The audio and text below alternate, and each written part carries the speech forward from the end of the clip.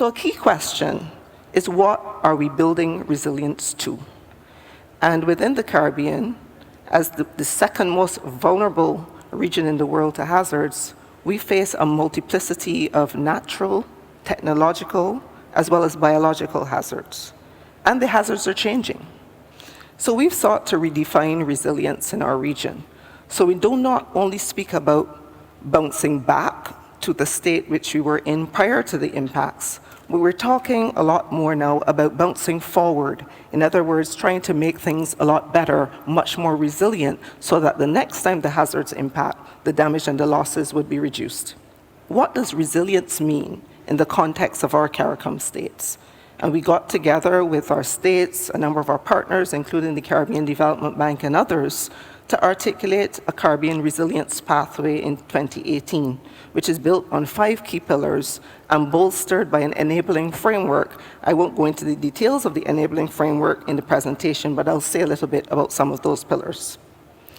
So first of all is social protection. And social protection is key because disasters impact people differently. And in the Caribbean, we have demographic changes happening where a high percentage of our population is now elderly. We have persons who are differently abled, children, migrants, whether documented or undocumented. From the perspective of the disaster risk management, we see people. And what it means is that, while we can pre-identify vulnerable groups ahead of events, what we're also experiencing is livelihood impacts, which renders persons in a marginal position where when livelihoods are lost, these persons also require support from the state. And it has caused us to really look at building greater flexibility into social protection systems in post-disaster situations, which can treat some of these dynamics. Economic opportunities and enhancement of these is also critical. And there are many different dimensions of this, but I'll mention the diversification of financing sources. This is absolutely key. We know it's important at the national level to have investment through national level budgets for disaster risk reduction, and also to look at a diverse suite of options, including catastrophe bonds. We have in the region also the Caribbean Catastrophe Risk Insurance Facility, or the CRIF SPC, which is a very unique risk transfer mechanism. But we also need to pivot towards new sources of finance, which include private sector, we're going to talk about that today, but also private foundations, international non-governmental organizations. These do have to come into the mix along with non-traditional partners. On the climate and disaster risk intersection, this is an important topic.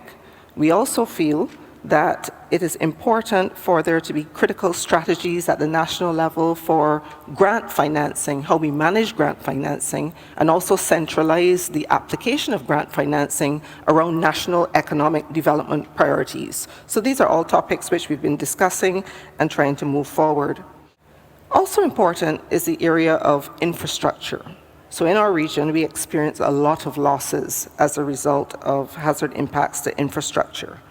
And the areas that we are seeking to approach here are related to how do we modify our decisions on planning in terms of location of critical infrastructure, but also, as you can see from the photo on the far left, it's important that when we're talking about green technologies, green energies, renewable energies, that we're also designing in a way which is going to be resilient to the hazards that we face in the region.